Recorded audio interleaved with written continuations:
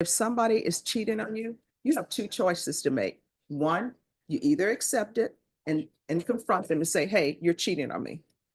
The hearing begins with a bold statement. If someone is cheating on you, you have two choices. Right away, the judge sets the tone. Life is about choices, not excuses. But how often do people let emotions override logic? Would you stay calm in such a situation or let anger take control? 01093, State versus Samantha Gadarama.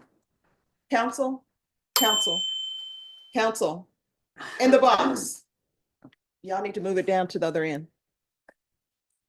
All right, court is calling 2024 CR 010930, State versus Samantha Gadarama. Can I have parties announced for the record for the state? Defense? Kayla Dietrich for Samantha Guadarrama. And are you Samantha Guadarrama? Yes, ma'am. All right. Have both parties had a chance to review the PSI report and TAP evaluation? Yes. Any objections? No, Your Honor. All right, you entered a plea bargain agreement on January 6th. According to the plea, punishment is to be assessed at $2,000 fine. State recommends deferred adjudication. There's to be restitution of $6,292.70 to Mitchell McCain. It's the court's understanding that that amount. The case of State versus Samantha Guadama is called. She faces charges for keying her ex-boyfriend's car. On paper, the punishment includes a $2,000 fine, deferred adjudication, and restitution of more than $6,000, which has already been paid. The courtroom feels calm, but beneath that, a storm is brewing. Why? Because what Samantha calls a mistake doesn't sit well with the judge. Has been paid. Is that correct? That's correct. All right. Is there anything you wish to say on behalf of your client? No, Your Honor. Anything you wish to say? No, ma'am. All right, you want to raise your right hand for me? Do you solemnly swear or affirm the testimony you give will be the truth and nothing but the truth, so help you God? Yes, ma'am. You can lower your hand. State your name for the record. Samantha Guadarrama. All right, so why are you keying this guy's car? It was a mistake and it was. No, it wasn't a mistake. A mistake is you take somebody's umbrella thinking that it's yours because they're both black umbrellas. Keying somebody's car is not a mistake. So why are you keying the car? I was being taunted by my ex about our situation, that we were separating, and he was sending me videos and pictures of just other women and in our own, like in our home that we lived together during that time and during that night. That's not what the police report says. The police report I'm reading says that the victim in 01. When asked why she keyed the car, Samantha says it was a mistake. But the judge snaps back, keying someone's car is not a mistake. That contradiction hits hard. A mistake is grabbing the wrong umbrella, not vandalizing property. Here we see the first emotional clash. What do you think? Is Samantha downplaying her actions or just trying to avoid shame? Returned from a night out and the victim parked his vehicle in the driveway of 01's residence. While at 01's residence, 01 received an alert on his video camera. 01 looked at his video camera and observed his ex-girlfriend in the driveway of his residence. 01 was speaking with D1 through the camera, your D1, and D1 believed that another female was at the location, as D1 believed the victim's vehicle, which was parked in the driveway, belonged to a female. Victim in 01 continued watching the video camera and observed D1 walking around victim's vehicle, keying victim's vehicle in the process. This is what I don't understand. So it says in here that you thought that was a female's vehicle. Yes, I don't ma'am. understand why women think that other women owe them any type of loyalty. Why is the go-to for women when they think somebody's cheating on them? Well, let me attack the female.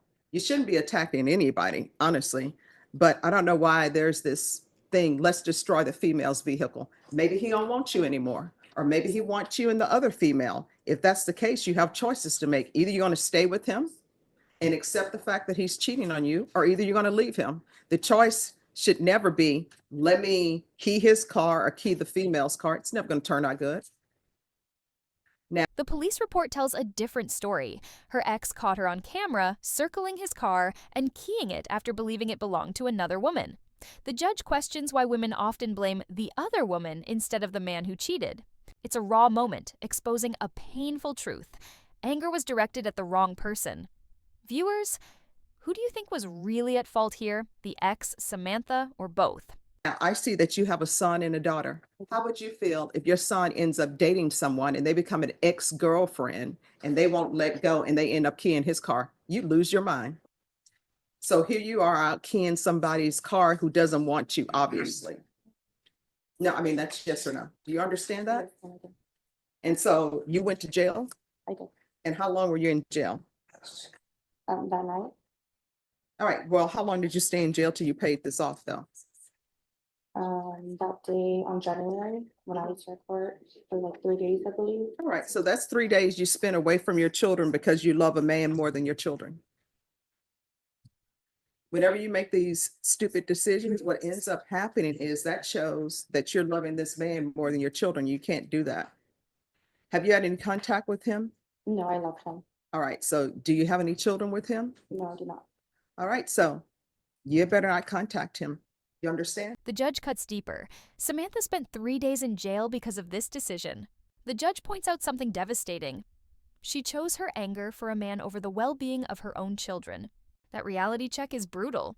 How many times have we seen people lose everything over emotions they couldn't control? Yes, ma'am. That relationship is over. You don't have any property with him. You don't have any children with him, so there's no need to contact him. You understand? Yes, ma'am. So what do you do for a living? Part-time. All right. And have you started dating again? No, I have not.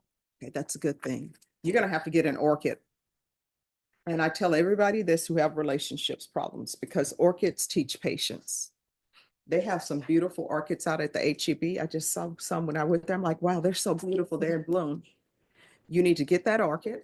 They're inexpensive. I think they have a coupon too, so it's less expensive. Get that orchid and keep that orchid.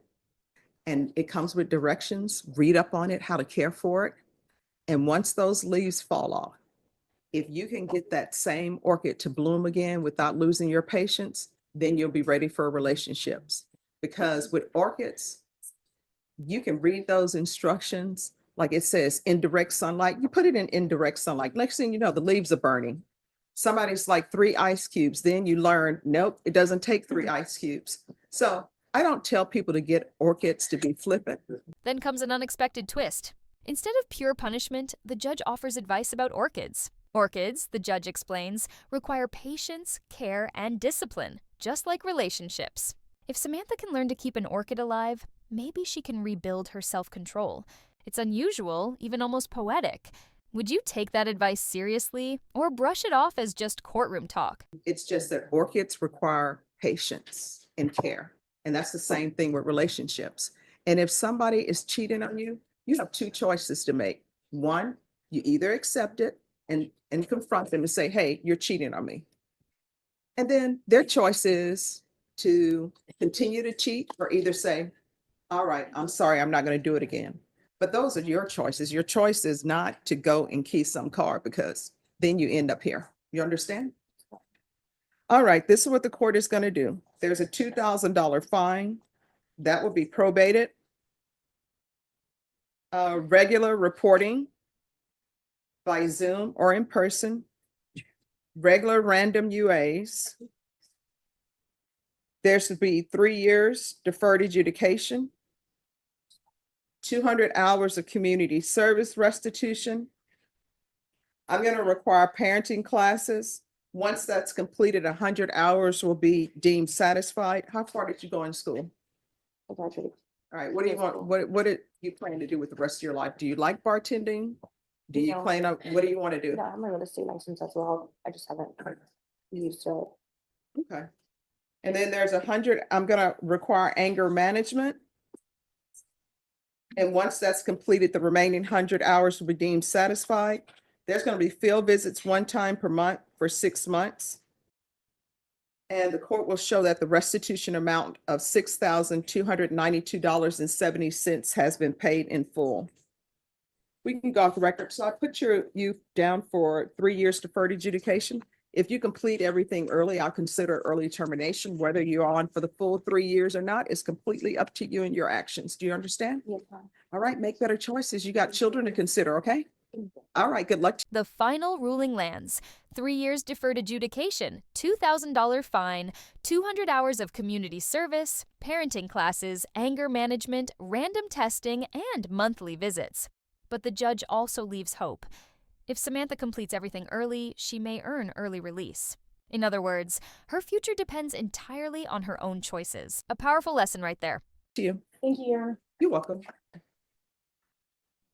Court is calling 2025 CR 0000487 State versus Alyssa Gonzalez. Can I have parties announced for the record for the state? Defense? Renee Munoz on behalf of Ms. Gonzalez. And are you Ms. Gonzalez?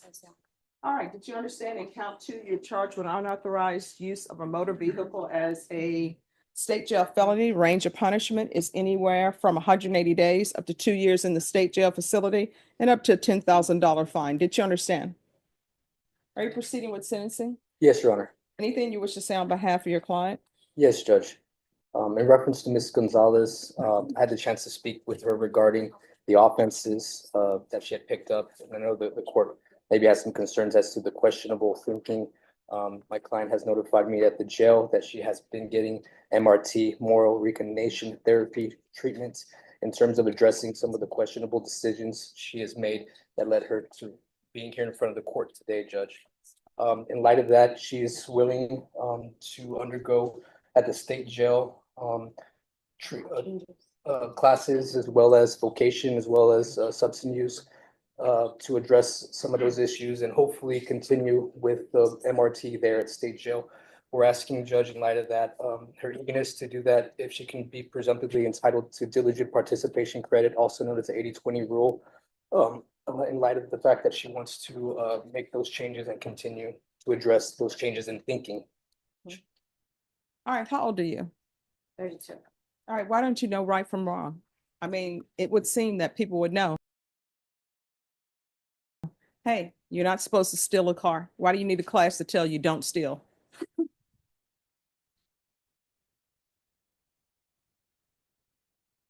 Crowd that I was hanging out with. I'm sorry, what? Crowd that I was hanging out with. The crowd that you were hanging out with? Let me just tell you, if they were here, they would say it's the crowd I'm hanging out with. You're in your 30s. You're not a teenager. So again, that doesn't answer my question. So why do you need a class for somebody to tell you that stealing is wrong? And here you are driving around in a vehicle where the ignition is broken and the steering column is damaged. And you're just riding around in it. And if the police would not have caught you, you'd still be riding around in it. Do you have children? I'm sorry? A son? How old is he? Two sons. 2 sons. How old are they? 13 and 11. All right, and you don't take care of either of them. Somebody else does. My husband wasn't. All right, so you don't take care of any of them. Are you paying child support? If they had to depend on you to survive, they would not survive because you're not paying child support. You're just out here stealing vehicles.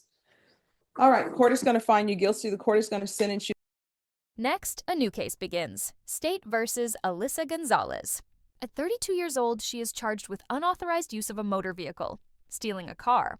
Her defense argues she's trying to change, even attending moral recognition therapy to rethink her decisions. But the judge isn't buying it.